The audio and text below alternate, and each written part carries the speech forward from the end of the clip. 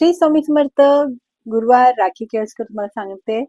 आज आहे गुरुवार, तर आज आपल्या गुरूंचा दिवस आहे. तर तुम्ही सूर्याला जल द्यायचा आहे. तर थोडे काळे तीळ घालायचं आहे, थोडी हळद घालायची आहे. गणेशजींना दुर्वा फूल अर्पण करायचं आहे, पिवळी फुलं अर्पण करा आजच्या दिवशी. शंकराच्या पिंडीवर जल अर्पण करा, तर ते हळद अर्पण करा किंवा चंदन अर्पण करा. विष्णूंना आज हळद अर्पण करून तुळस पत्र अर्पण करा. तर अशा प्रकारे आपल्याला करायचं. विष्णू सहस्त्रनाम आहे, विष्णू स्तोत्र आहे, ते ऐका किंवा तुम्हाला वाचता येतं तर वाचा.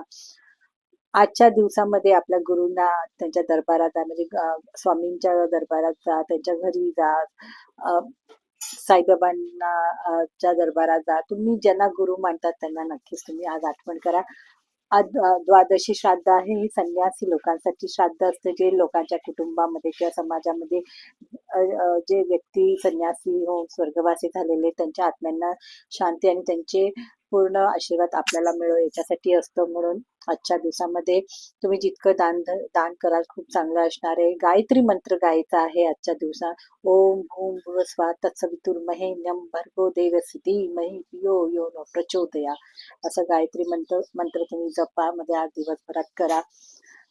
आजच्या दिवसामध्ये तुम्ही पिवळी फळं आहे, पिवळ्या वस्तू आहे, खिचडी आहे, छोले आहे, असं तुम्ही दान करा.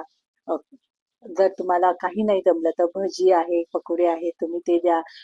चहा द्या. जर तुम्हाला कुठे जाता येत नाही तर तुमच्या मित्रमंडळींना, आजूबाजूच्या लोकांना, वॉचमॅनला सगळं त्यांना त्यांना तुम्ही देऊन आपलं जे कर्तव्य आहे ते पार पडण्यासाठी मदत करा. गायींना चारा द्या, त्यांना आज गुळपोळी द्या. तर अशा प्रकारे आजचा दिवस साजरा करायचा आहे. श्री स्वामी समर्थ.